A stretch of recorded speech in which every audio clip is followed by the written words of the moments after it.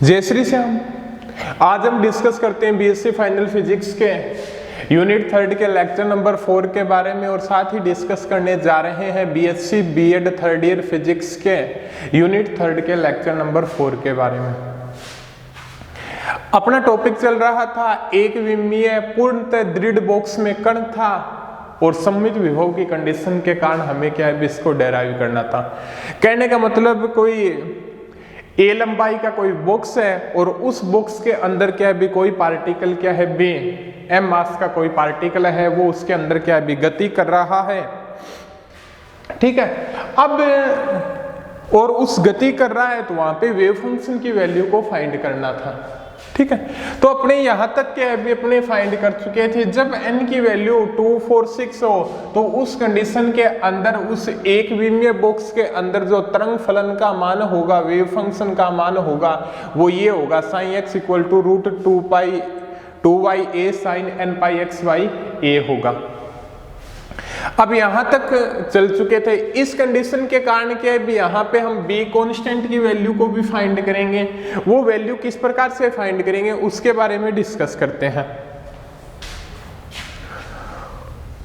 b constant की value wave function यहां पे क्या दर्शाता है कि b जो कण हमारा स्थित है वो क्या है भी उस एक विमीय बॉक्स के अंदर स्थित है, जिसके कारण यहाँ पे परसमान्यीकृत तरंग फलन की कंडीशन अप्लाई होगी। तो यहां से क्या हो जाएगा भी -a/2 से लेके +a/2 परसमान्यीकृत तरंग फलन वाली कंडीशन लगा देंगे b² cos² nπx/a = 1। ये कंडीशन हो गई।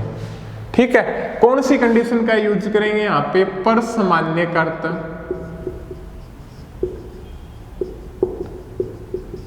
तरंग फलन वाली कंडीशन का यूज करेंगे। तो यहाँ पे b² क्या आ जाएगा भी -a/2 से लेके +a/2 cos² nπx/a = 1। ठीक है, अब क्या है भी cos² nπxy, भी cos² x का फॉर्मूला क्या होता है भी अपना 1 + cos 2x/2 होता है। तो ये क्या हो जाएगा भी आपका b² -a/2 से लेके +a/2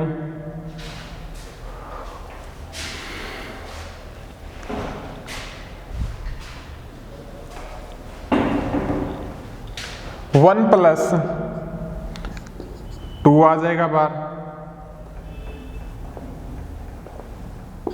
1 + cos 2x क्या हो जाएगा भी आपका cos 2nπx/a = 1। ये कंडीशन आ गई आपकी। ठीक है, यहां पे क्या होगा भी dx फैक्टर और होता है, बाय मिस्टेक्स क्या है भी अपने भूल गए हैं। ठीक है, क्लियर है आपका यहां तक? अब देखिएगा भी उससे आगे भी ये हो गया परसमान्यीकृत तरंग फलन की कंडीशन क्या होती है भी -∞ से लेके +∞ sin⁻x sin x और dx = 1 होती है। ये कंडीशन क्या है भी इसके ऊपर अप्लाई की है। dx क्या है भी अपना क्या है भी बाय मिस्टेक रह गया था। आगे देखिएगा भी इससे आगे यहां पे इसका कर दो b²/2 x cos x का क्या हो जाएगा sin 2nπx/a अपॉन 2nπ/a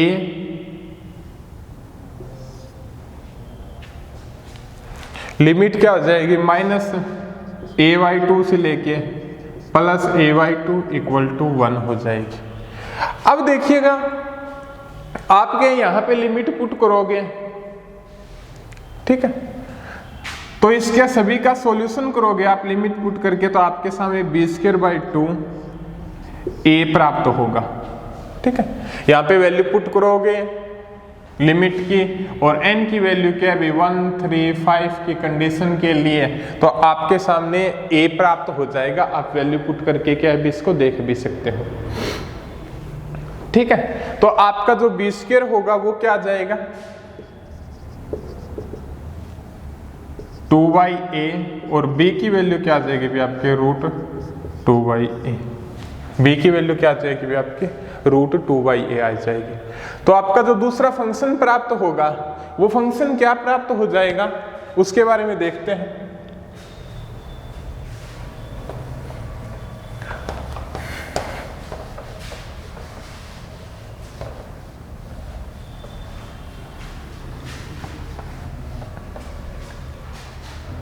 क्या हो जाएगा भी आपका दूसरा फंक्शन प्राप्त, b की वैल्यू क्या है भी आपकी √2/a cos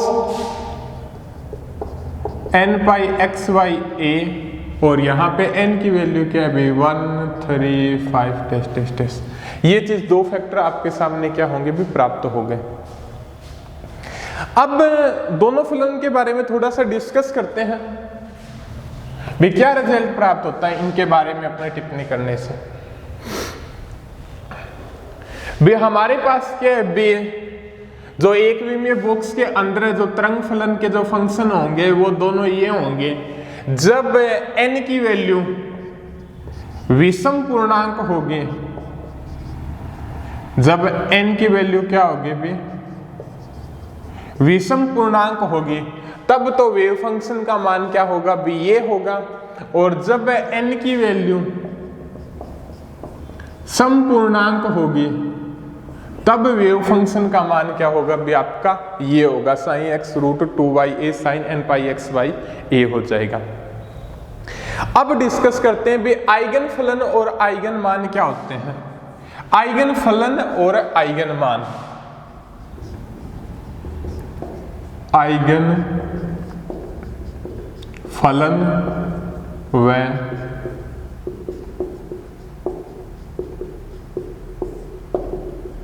आइगन मान। आइगन फलन क्या होते हैं और आइगन मान होते हैं। ये जो फंक्शन होंगे ये दोनों क्या कहलाएंगे भी आपके आइगन फंक्शन कहलाएंगे। ये दोनों फंक्शन होंगे वो दोनों फंक्शन क्या कहलाएंगे भी आपके आइगन फंक्शन कहलाएंगे। ठीक है, बट इसके अंदर डिफरेंस क्या है भी उस डिफरेंस के बारे में भी चर्चा करते हैं। भी जो आपका ये फंक्शन है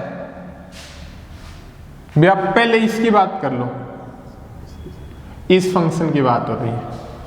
जो ये आपका फंक्शन है वहां पे आप sin-x पुट करते हो तो आपको क्या है भी -sin-x प्राप्त होगा। कहने का मतलब साइन की जगह आप -x पुट करते हो आप इसकी जगह, तो आपका क्या है बी इस फैक्टर के कारण -sin-x प्राप्त होगा। तो ये जो आपका फलन होगा उसकी समता को बोलते हो, उसकी पैरिटी क्या हो जाएगी, कौन सी पैरिटी हो जाएगी आपकी विषम पैरिटी हो जाएगी। कौन सी पैरिटी हो जाएगी आपकी विषम पैरिटी हो जाएगी। और जब आप ये जो फंक्शन है आपका यहां पे sin-x पुट करते हो, आप यहां पे x की जगह -x पुट करते हो तो cos -x क्या होता है आपका cos x होता है, तो यहां पे ये ही फंक्शन प्राप्त होगा। तो इसके कारण क्या हो जाएगा भी इसकी जो पैरिटी होगी वो क्या कहलाएगी भी सम पैरिटी कहलाएगी। कहने का मतलब किसी फंक्शन के ऊपर पैरिटी ऑपरेटर अप्लाई करने के बाद वो ही फंक्शन दोबारा प्राप्त हो जाए तो वहां पे पैरिटी सम होगी, और यदि वो फंक्शन नेगेटिव साइन के साथ प्राप्त होता है तो वहां पे पैरिटी क्या होगी विषम होगी। आप पैरिटी के बारे में क्या है भी डिस्कस आपको नहीं किया गया, न्यूक्लियर फिजिक्स के अंदर अच्छे से इसको क्या है भी पैरिटी फैक्टर को क्या है डिस्कस कर देंगे। अब उसके बाद में डिस्कस करते हैं भी अपने इसके आरेख के बारे में। आरेख किस प्रकार से होगा वो डिस्कस कर लेते हैं।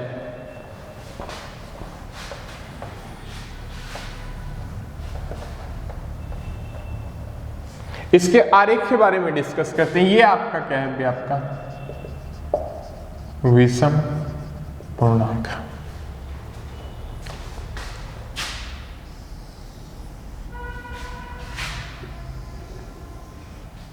ठीक है,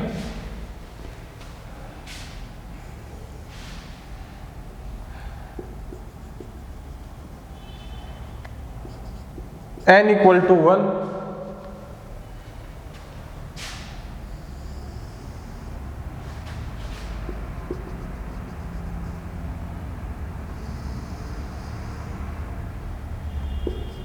n इक्वल टू 2,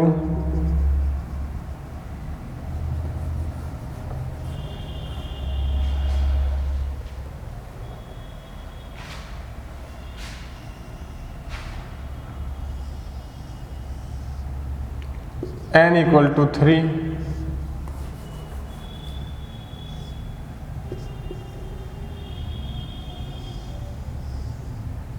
और ये n इक्वल टू 4। ठीक है, इस प्रकार का ग्राफ हो गया। n equal to 1, n equal to 2, n equal to 3 और n इक्वल टू 4। ये जो लेंथ होगी माइनस a/2 से लेके क्या है प्लस a/2 है। आपके क्या भी एक विमीय तरंग फलन की बात हो रही है। ठीक है, अब देखिएगा आप यहां पे जो वेव फंक्शन का मान होगा sin1x क्या हो जाएगा आपका √2/a, n की वैल्यू 1 है तो cos πx/a हो जाएगा। यही होगा आपका। यहां पे फंक्शन का मान क्या हो जाएगा, n बराबर 2 के लिए ये √2/a sin 2πx/a, और यहां पे sin 3x पे क्या मान हो जाएगा आपका √2/a sin 3πx/a, और यहां पे क्या हो जाएगा आपका sin 4x √2/a sin 4πx/a। ये चीज आपकी क्या है भी प्राप्त हो जाएगी। ठीक है,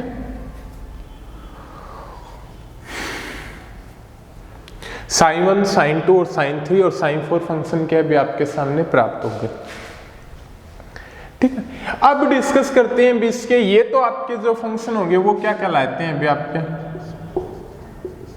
आइगन फलन कहलाते हैं। अब इसके जो वेवलेंथ होगी वो किसके ऊपर डिपेंड करेगी, k इक्वल टू क्या होता है भी आपका 2π/λ होता है। लैम्डा इक्वल टू क्या होता है भी आपका 2π/k होता है। k फैक्टर की वैल्यू क्या होगी,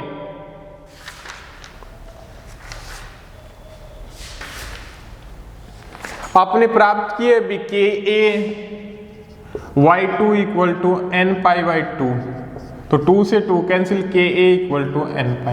ये चीज आपकी क्या है भी प्राप्त हुई है पीछे वाले लेक्चरों के अंदर, दोनों के अंदर ही सेम थी। तो यहां पे क्या हो जाए 2π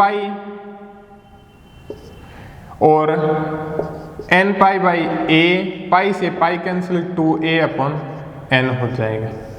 एक तो क्या आ जाएगा भी आपका लैम्डा वेवलेंथ की वैल्यू क्या है भी 2a/n होगी, और यहाँ पे a की वैल्यू क्या हो जाएगी लैम्डा इक्वल टू 2a/n है, तो a की वैल्यू क्या हो जाएगी n λ/2, जहाँ से λ/2 लैम्डा 3 λ/2 n इक्वल टू क्या भी 1 2 3 की कंडीशन के अंदर ये क्या हो जाएगी भी आपके a फैक्टर की वैल्यू हो जाएगी।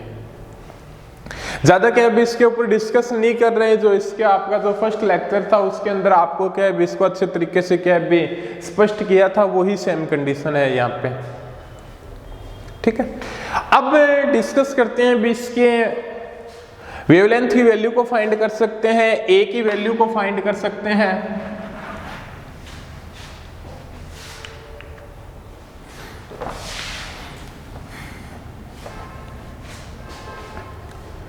अब जो आपका एनर्जी का फैक्टर होगा उसकी वैल्यू क्या होगी उसके बारे में डिस्कस कर लेते हैं।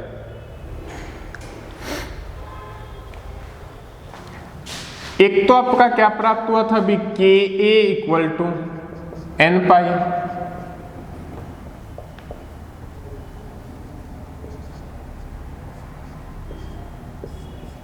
और ए का आपका क्या प्राप्त हुआ था अभी, K equal to root 2me upon H cut square.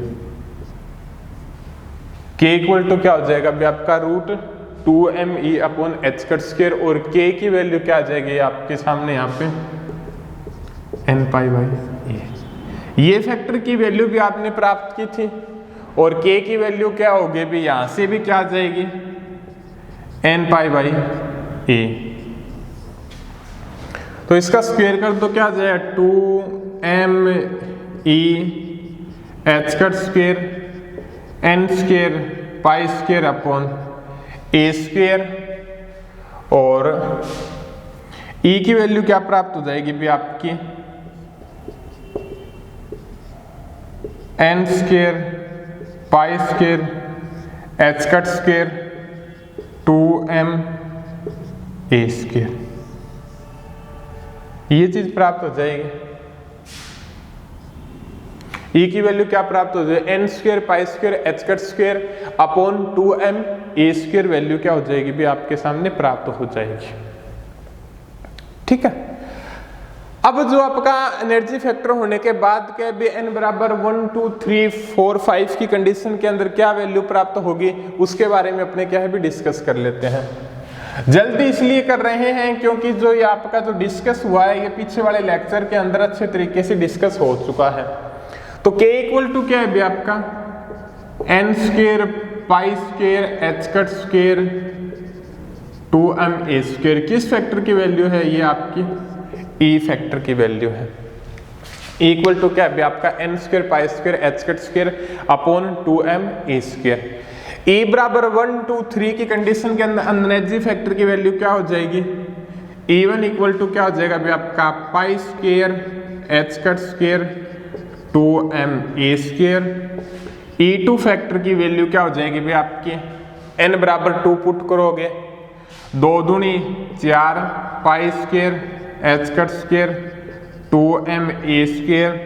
E3 की वैल्यू क्या हो जाएगी भी आपकी, n बराबर 3 पुट करोगे, 3 3 9 पाई square H cut square 2m A square. E बराबर 4 की वैल्यू क्या हो जाएगी भी आपके,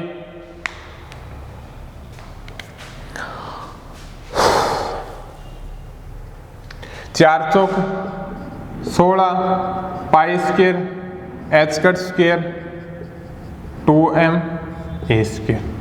यही प्राप्त होगा E1 E2 E3 और E4। ठीक है। तो यहां पे जो एनर्जी, ये जो आपके जो वैल्यू प्राप्त होती है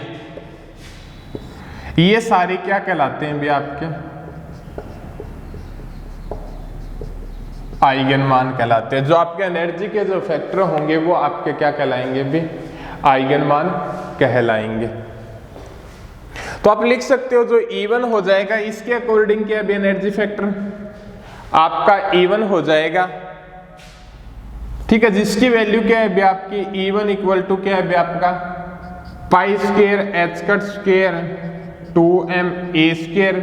ये जो आपका फैक्टर है E2 है वो किसके बराबर हो जाएगा, 4 E1 के बराबर हो जाएगा। यही चीज प्राप्त होगी। और जो आपका E3 फैक्टर है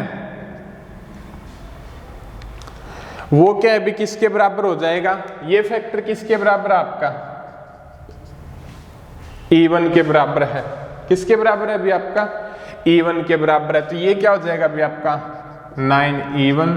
और ये फैक्टर क्या हो जाएगा अभी आपका, ये फैक्टर आपका क्या है अभी E1 फैक्टर के बराबर है, पाई square H cut square 2m A square. ये क्या हो जाएगा अभी आपका 16E1। ये हो जाएगा अभी आपके एनर्जी फैक्टर का मान इस फैक्टर के अंदर। अब डिस्कस करते हैं भी एनर्जी फैक्टर के डिस्कस होने के बाद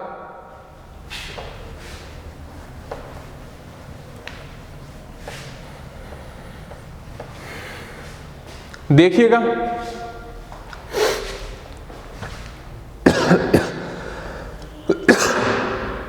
बी समीकरण 7 से स्पष्ट देखते हैं बी दो इक्वेशन के अकॉर्डिंग बी n बराबर है 1 और n बराबर 3, सॉरी n बराबर 1 और n बराबर 3 की मध्य अवस्था में कण के पाए जाए वेव फंक्शन का मान क्या होता है, भी मध्य अवस्था में क्या होता है, भी अधिक होता है। तो यहां पे कण के पाए जाने की प्रायिकता क्या होगी, भी अधिक होगी। कहने का मतलब n बराबर 1 का तो इसका मिड पॉइंट ये हो गया, इसका बाइसेप इसका मिड पॉइंट क्या होगा, भी ये होगा। यहां पे क्या है, भी वेव फंक्शन का मान क्या है, भी ज्यादा है। तो यहाँ पे कण के पाए जाने की प्रायिकता क्या होगी, भी मध्य अवस्था के अंदर ज्यादा होगी।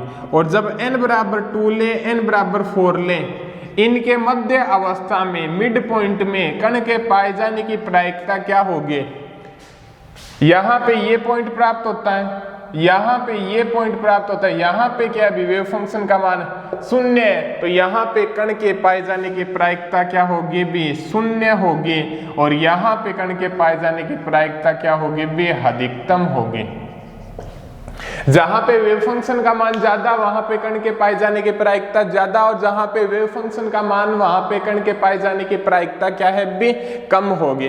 तो बोल सकते हैं भी विषम तरंग फलनों के लिए विषम तरंग फलनों के लिए मध्य अवस्था में कण के पाए जाने की प्रायिकता क्या होती है, भी अधिकतम होती है। और सम तरंग फलनों के लिए मध्य अवस्था में कण के पाए जाने की प्रायिकता क्या होती है, भी 0 होती है। कण के पाए जाने की प्रायिकता क्या होती है, भी 0 होती है। क्लियर है आपका यहां तक? ठीक है, अब थोड़ा और आगे डिस्कस करते हैं भी अपने विविक्त ऊर्जा स्तर के बारे में। ये तो हो गया अभी आपका विविक्त ऊर्जा स्तर क्या होता है बे।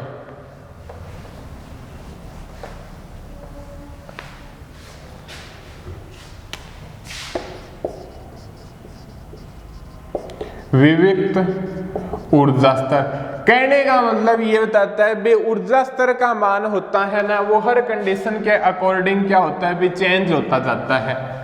और वो भी क्या है, भी कंटिन्यूस रूप से चेंज नहीं होता।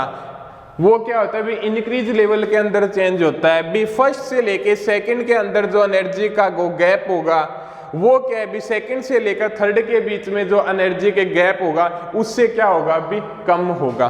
कहने का मतलब इनके मध्य गैप क्या है, भी E1 4E1 minus E1 3E1, और इसमें क्या है, भी 5E1, और इसके अंदर क्या है, भी आपका 7E1। भी आपके ऊर्जा स्तर का मान क्या है, भी हर कंडीशन के अकॉर्डिंग क्या होता जाता है, भी चेंज होता हुआ जाता है। डिस्क्रीट एनर्जी स्तर के अंदर ये ही दिया हुआ है। शून्य बिंदु ऊर्जा क्या होती है उसके बारे में भी और डिस्कस कर लेते हैं। शून्य बिंदु ऊर्जा, 0 पॉइंट एनर्जी, शून्य बिंदु ऊर्जा, या इसको क्या है, भी मूल अवस्था ऊर्जा भी बोलते हैं। 0 पॉइंट एनर्जी या ग्राउंड स्टेट एनर्जी। शून्य बिंदु ऊर्जा या मूल अवस्था ऊर्जा ये क्या होती है इसके बारे में भी डिस्कस कर लेते हैं।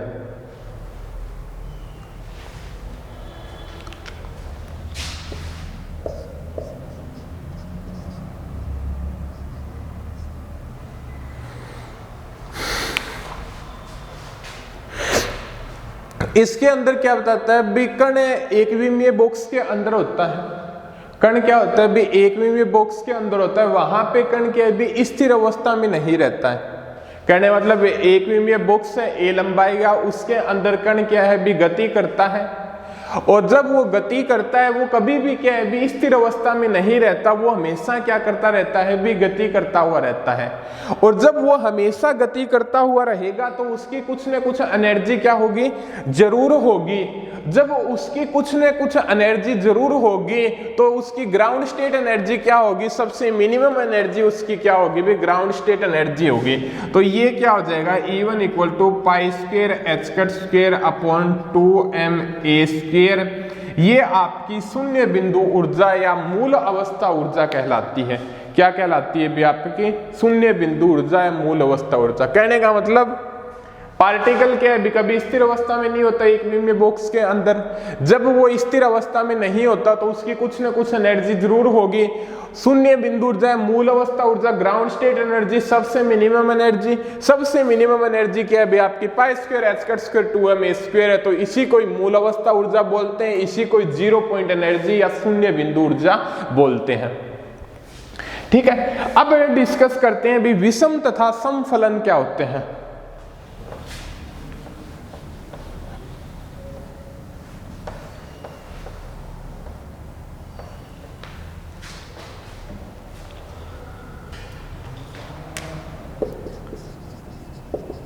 विषम फलन, समफलन ये बताता है सममित विभव की कंडीशन में, सममित विभव की कंडीशन के अंदर क्या है यहाँ पे जो वेव फंक्शन के मान है वो समफलन और विषम फलन दोनों के ऊपर क्या है भी डिपेंड करते हैं। वे यहाँ पे सममित विभव की कंडीशन के अंदर क्या है जो आपके वेव फंक्शन के मान होंगे वो विषम फलन और समफलन दोनों के ऊपर क्या है भी डिपेंड करते हैं। इसी लेक्चर के अंदर क्या है भी अपने इतना ही पढ़ेंगे। ये ही तो था भी आपका सममित विभव की कंडीशन के अंदर। और कल डिस्कस करते हैं भी अपने त्रिविमीय बॉक्स के बारे में भी। जब कोई पार्टिकल क्या है भी किसी बॉक्स के अंदर स्थित है, वो त्रिविमीय गति कर रहा है, उस कंडीशन के अंदर वेव फंक्शन का मान क्या होगा, किसके ऊपर डिपेंड करेगा, एनर्जी के फैक्टर क्या है भी किसके ऊपर डिपेंड करेंगे। इन सभी के बारे में डिस्कस करते हैं भी अगले लेक्चर के अंदर।